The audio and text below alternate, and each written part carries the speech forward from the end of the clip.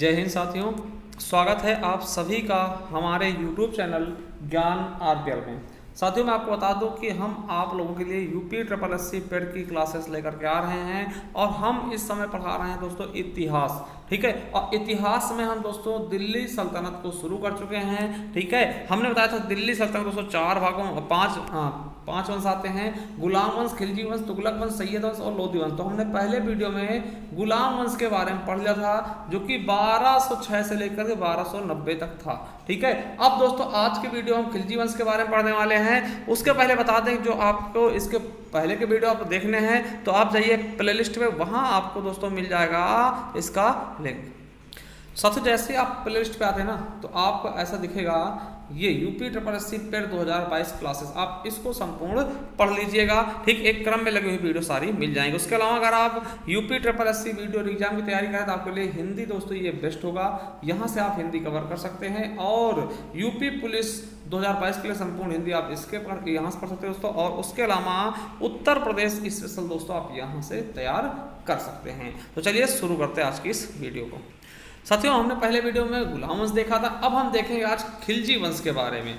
खिलजी वंश कब से कब तक चलता है तो 1290 से लेकर के 1320 तक। क्या 1290 से लेकर के 1320 तक आपको बता दूं दोस्तों इसका शासनकाल सबसे कम रहता है। ठीक है, चलिए अब देखिए इसके जो पहले शासक होते थे दोस्तों उनका नाम क्या होता है? जलालुद्दीन फिरोज शाह खिलजी। क्या? जलालुद्दीन फिरोज शाह खिलजी। और इनका शासनकाल 1290 से लेकर के 1296 के बीच रहता है। और खिलजी वंश के ये संस्थापक माने जाते हैं। क्या? खिलजी वंश के ये संस्थापक माने जाते हैं दोस्तों। और मैं आपको बता दूं इनको शाइस्ता खां की उपाधि मिलती है। क्या? कौन सी उपाधि? शाइस्ता खां की उपाधि धारण करते। और मैं आपको बता दूं कि इनके दरबारी कौन थे तो अमीर खुसरो। आप अमीर खुसरो के बारे में जानते होंगे साथियों। ठीक है, वही जो तबला के जनक है दोस्तों, कव्वाली के गायन तराना शैली के दोस्तों, उन्हीं को हम अमीर खुसरो कह रहे हैं। ठीक है, और हसन देहलवी दोस्तों ये इनके क्या है? दरबारी थे। मैं आपको बता दूं कि कैकूबाद द्वारा निर्मित किलो खरी में इनका राज्याभिषेक होता है। और 1292 में अब्दुल्ला के नेतृत्व में ही दोस्तों आपका क्या होता है? मंगोल आक्रमण होता है। ठीक है, और इनकी हत्या मैं बता दूं आपको 1296 में कड़ा मानिकपुर दोस्तों, कहां पर? कड़ा मानिकपुर दोस्तों जो कि कौशाम्बी में पड़ता है वर्तमान में, वहां दोस्तों अलाउद्दीन खिलजी ने इनकी हत्या कर दी थी। ठीक है, तो जलालुद्दीन फिरोज शाह खिलजी की मृत्यु कब होती है तो 1296 में इनका क्या होता है दोस्तों? इनकी हत्या कर दी जाती है अलाउद्दीन खिलजी के द्वारा। तो दोस्तों उसके बाद आपको बता दें दूसरे शासक आते हैं अलाउद्दीन खिलजी जिन्होंने उनकी हत्या की होती है। ठीक है, और अलाउद्दीन खिलजी गद्दी पर 1296 से लेकर के 1316 ईस्वी तक बैठते हैं। और इन्होंने कौन सी उपाधि धारण की? सिकंदर सानी, यानी इन्हें द्वितीय सिकंदर कहा जाता था। क्या दोस्तों?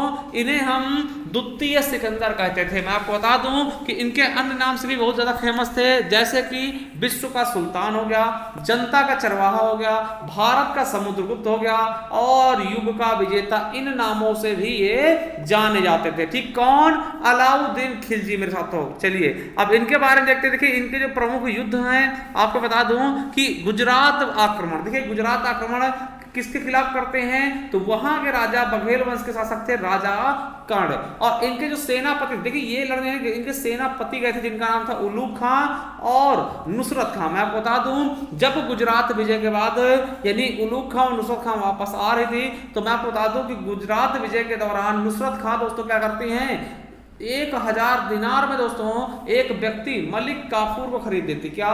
मलिक काफूर खरीदती। बहुत इंपॉर्टेंट दोस्तों, ये बहुत बड़ा सेना नायक बनता है, सेनापति बनता है। तो ये कौन खरीदता है तो नुसरत खां दोस्तों 1000 दिनार में मलिक काफूर को खरीद लेती हैं। इसलिए दोस्तों मलिक काफूर को हम 1000 दिनार कहते हैं। क्या? 1000 दिनार कहते हैं। क्या बोलते हैं? 1000 दिनारी कहते हैं। ठीक है, क्या बोलते हैं? मलिक काफूर को 1000 दिनारी कहते हैं। क्यों? क्योंकि इसे 1000 में खरीदा किसने? नुसरत खान ने। ठीक है, और आपको बता दूं वही दोस्तों मलिक काफूर है जिसे दोस्तों अलाउद्दीन खिलजी दक्षिण भारत अभियान का नेतृत्व बनाता है और वहां का सेनापति बनाता है। और ये दक्षिण भारत में जितने भी युद्ध होते हैं उसमें ये भाग लेता। कौन?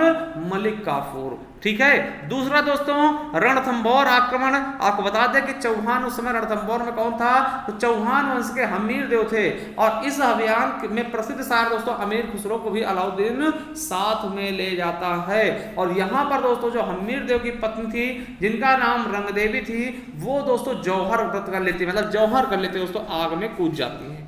ठीक है, चलिए। और सबसे प्रसिद्ध चीज दोस्तों आपने देखा होगा और सुना होगा, चित्तौड़गढ़ विजय। क्या? चित्तौड़गढ़ विजय दोस्तों। यहाँ पे कौन होते हैं? राजा रावल रतन सिंह गुहिल वंश के होते हैं। और इनका सेनापति होता है दोस्तों, बहुत ही वीर सेनापति होते हैं, गोरा बादल। आपको बता दें, इसके लिए आपने अगर जानना है दोस्तों, पद्मावत मूवी आती हुई थी दोस्तों, उसको आप देख सकते हैं। और इसका उल्लेख दोस्तों मलिक मोहम्मद जायसी ने अपने पद्मावत रचना में किया है, तो ये आप देख सकते हैं। ठीक है, तो दोस्तों याद रखिएगा। ठीक है, जो रावल रतन सिंह की बीवी होती है, क्या नाम होता है? रानी पद्मनी दोस्तों, वो जौहर कर लेती है अलाउद्दीन खिलजी। ठीक है, इनको पसंद करने लगता है, इनको पाने के लिए दोस्तों वो युद्ध तक करता है। ठीक है, और आपको बता दें अंततः पद्मनी जौहर कर लेती है, यानी कि आग में कूदकर जान देती है। ठीक है, चलिए। और आपको बता दें इसका उल्लेख दोस्तों पद्मावत में मिलता है। और विजय के बाद देखिए, जब ये चित्तौड़गढ़ अलाउद्दीन खिलजी जीतता है ना, तो ये अपने बेटे का अधीन करता है। उसके बेटे का नाम था अलाउद्दीन खिलजी का, खिज्र खां नाम था। और वो दोस्तों क्या करता है कि खिज्र खां के नाम पर दोस्तों जब चित्तौड़गढ़ था उसका नाम खिजराबाद कर देता है। ठीक है, याद रखेंगे, खिज्र खां के नाम पर खिजराबाद कर दिया जाता है चित्तौड़गढ़ का नाम। उसके बाद मालवा विजय होता है दोस्तों, राजा क्या नाम है दोस्तों? महलक देव दोस्तों। किस मालवा विजय करता है किसके खिलाफ? राजा महलक देव खिलाफ। उसके अलावा दोस्तों ये मारवाड़ विजय सीतन देव राठौर के खिलाफ, और जालौर विजय दोस्तों चौहान वंश के शासक कौन थे? कान्हड़ देव के खिलाफ। दक्षिण विजय की बात मैं कर लूं दोस्तों, तो देवगिरी आक्रमण करता है राजा रामचंद्र के खिलाफ। ठीक है, और यहाँ मलिक काफूर द्वारा। ठीक है, और तेलंगाना अभियान दोस्तों राजा रुद्रदेव के खिलाफ। और आपको बता दूं मैं कि राजा जो रुद्रदेव थे, ठीक है, राजा रुद्रदेव ने मलिक काफूर को विश्व प्रसिद्ध कोहिनूर हीरा भेंट किया था।